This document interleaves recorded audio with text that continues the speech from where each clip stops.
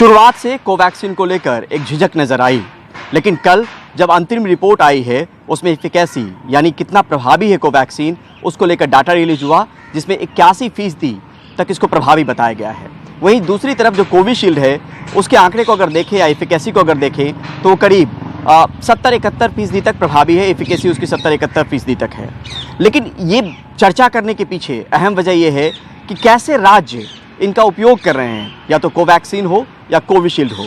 अभी तक हमें जानकारी है कि फिलहाल 4 कैटेगरी के तौर पर ये वैक्सीन दी जा रही है, जिसमें हेल्थ केयर वर्कर हों, फ्रंट लाइन वर्कर हों, 60 साल से ऊपर के लोग हों या 45 से 59 साल के वो लोग जो गंभीर बीमारी से पीड़ित हों, उन लोगों को ये वैक्सीन दिया जा रहा है। लेकिन अब यहाँ पे सवाल उठता है कि क्या कोवैक्सीन वो भरोसा कायम कर पाएगा जिसको लेकर पहले से मन में झिझक थी। अब आंकड़ों पर एक नज़र डालें तो पुराने दौर में वो पता चलेगा कि आखिर किस तरीके से इसका उपयोग किया गया है।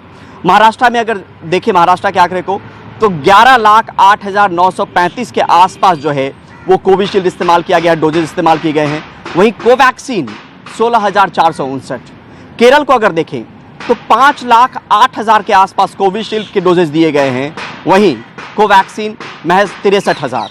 कर्नाटक में ये करीब 6,28,000 के आसपास कोविशील्ड है, वहीं कोवैक्सीन करीब 6,500। तमिलनाडु करीब 3,51,000 कोविशील्ड के डोजेज दिए गए हैं, वहीं जो है वो करीब 7,000 कोवैक्सीन। गुजरात 8 लाख से ज़्यादा कोविशील्ड, वहीं 2 लाख से ज़्यादा, थोड़ा सा ज़्यादा जो है वो कोवैक्सीन दिया गया है, कोवैक्सीन के डोजेज दिए गए हैं। पंजाब लगभग 2 लाख जो है वो कोविशील्ड और 2,000 से भी कम कोवैक्सीन। छत्तीसगढ़ 4 लाख से ज़्यादा कोविशील्ड और किसी को कोवैक्सीन नहीं दिया गया। ये आंकड़े बताते हैं कि किस तरीके से एक झिझक थी।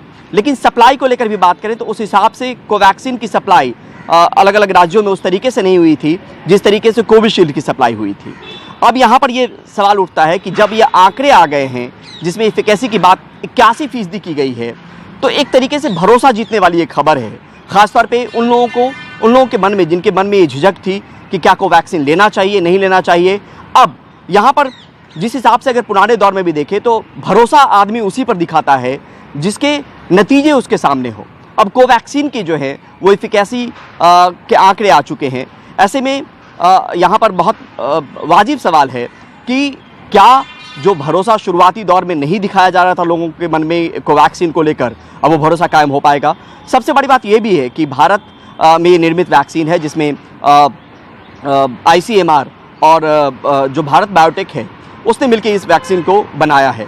वहीं कोविशील्ड की बात करें तो एस्ट्राजेनेका और सीरम इंस्टीट्यूट ऑफ इंडिया ने उस वैक्सीन को डेवलप किया है।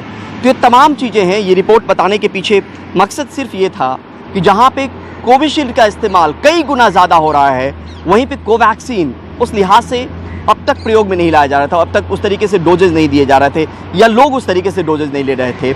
अब आने वाले दिनों में ये उम्मीद करनी चाहिए कि जिस हिसाब से एफिकेसी का डाटा आया है, उसके प्रभावी होने का डाटा आया है, जो अंतरिम डाटा है, उसके आधार पर यह भरोसा कायम हो पाएगा। और जानकार की अगर माने तो यहाँ पर यह भी समझना होगा कि लोगों के मन में शुरुआत से ही इस बात को लेकर झिझक थी। हालांकि इस बात को लेकर दूर किया गया कि ये तमाम चीज़ें देखने के बाद ही drug controller general of India ने इसको अनुमति दी थी और उसके बाद से ये वैक्सीन जो है वो लगाए जाने लगे थे। लेकिन अब जो है जब डेटा आपके सामने में हो, जब कभी भी कोई डेटा आपके सामने में होता है तो भरोसा ज़्यादा कायम होता है और उम्मीद ये करनी चाहिए कि आने वाले दिनों में कोवैक्सीन का डेटा जिस हिसाब से इंटरिम डाटा आया है एफिकेसी का, उस हिसाब से इस्तेमाल उसका होने लगेगा। लेकिन पुराने वक्त में अगर देखेंगे तो कोविशील्ड कहीं ज़्यादा इस्तेमाल हो रहा था और कोवैक्सीन कहीं कम। मैंने खासतौर पे उन राज्यों का जिक्र किया है जहाँ पे ये मामले जो हैं वो अपने चरम पर हैं, बहुत ज़्यादा मामले रिपोर्ट हो रहे हैं, क्योंकि तमाम राज्यों के आंकड़े देना मुनासिब नहीं था, वो मुमकिन भी नहीं था। और इससे एक तस्वीर खींची जा सकती है कि बाकी राज्यों में और केंद्र शासित प्रदेशों में किस हिसाब से कुछ कमोबेश ऐसी ही तस्वीर जो है कोविशील्ड और कोवैक्सीन को लेकर है। लेकिन अब आने वाले दिनों में ये उम्मीद करनी चाहिए कि कोवैक्सीन को लेकर भरोसा जो है वो और ज़्यादा कायम होगा। नई दिल्ली से परिमल कुमार, NDTV इंडिया।